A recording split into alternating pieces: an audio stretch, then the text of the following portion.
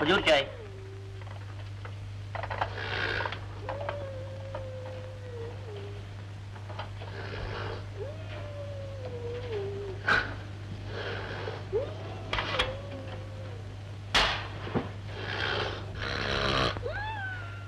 गुरुदेव, ये किस भैंस की रस्सी मेरे हाथ में दे दिए।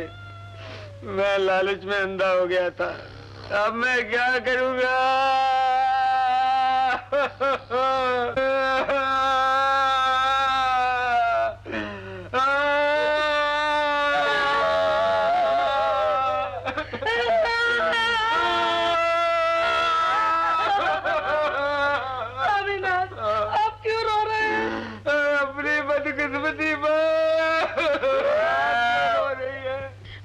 खुशकिस्मती पर आप जैसा छला पति जो मिला।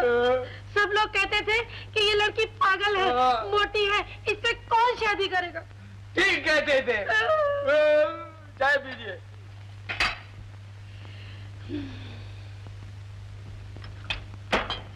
लीजिए चाय पीजिए। पहले आप।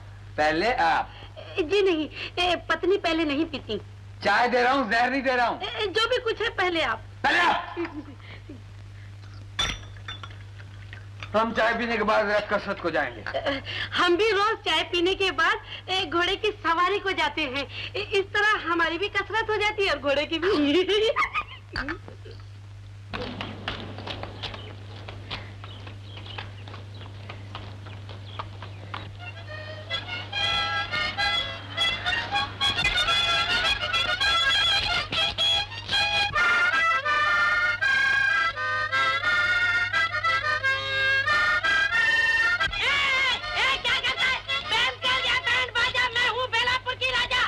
राजा या रानी? अरे ज्यादा जबान चलाई तो ऐसे कान खींचूंगी कि याद आ जाएगी नानी। हाँ। ओहो, मगर इस गरीब घोड़े पर तो तरस खाया होता। क्या कहा? तेरे बाप का घोड़ा है ये? मेरे बाप के पास तो गधा भी नहीं है। तेरे बाप का होगा। तेरे मेरे बाप को कुछ कहा तो तेरा भी घोड़ा बना दूंगी, समझा? चीपटाक डमडम। क्या कहा? गाली देते हैं पाजी, उल्लू, कबूतर, चमगादड़। बंद करिए गोला बारूद, वरना मैं भी गालियों की गोली शुरू कर दूंगा। तू मुझे गोली मारेगा? हाँ। तेरी ये मजाल। हाँ। संतरी गिरफ्तार कर लो इसे। मगर मेरा कसूर क्या है?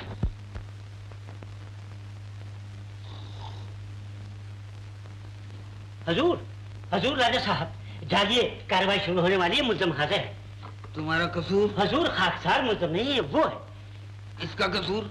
हुजूर, इस आदमी ने अपने पड़ोसी की मुर्गी का अंडा चुराया है। अंडा पेश करो। हाँ, हमारा मतलब है पड़ोसी पेश करो।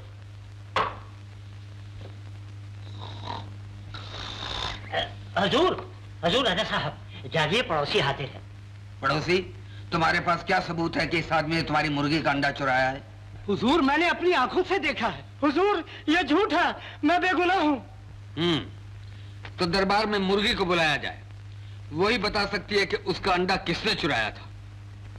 हुजूर, मुर्गी अंडों पर बैठी हुई है। उसको फौरन उठा दिया जाए, वरना बाकी अंडे भी टूट जाएंगे। हुजूर, टूटेंगे नहीं, बल्कि 21 दिन के बाद उन अंडों में से नए मुर्गे और मुर्गियां पैदा होंगी।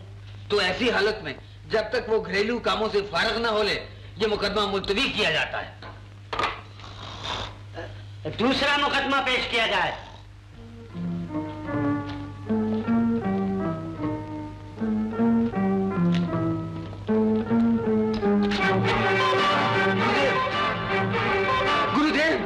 गुरुदेव की जय हो। ये आप क्या कह रहे हैं? आप इस रियासत के राजा हैं और ये एक मुल्ज़िम। तुम नहीं जानते, ये गुरुदेव है। महाराज क्षमा कीजिए, मेरा कोई कसूर नहीं, सब उल्टा हो गया है।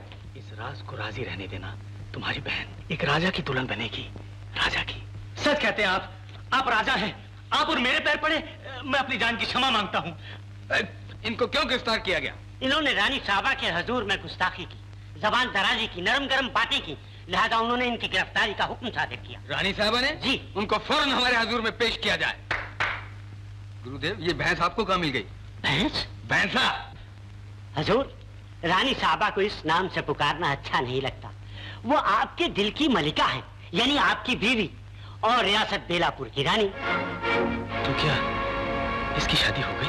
बादब बामुलाजा होशियार, श्रीमती निर्मला देवी, बेलापुर की रानी, फूलों से नाजुक, पानी से पतली, गुलाब से खूबसूरत तशरीफ ला रही है।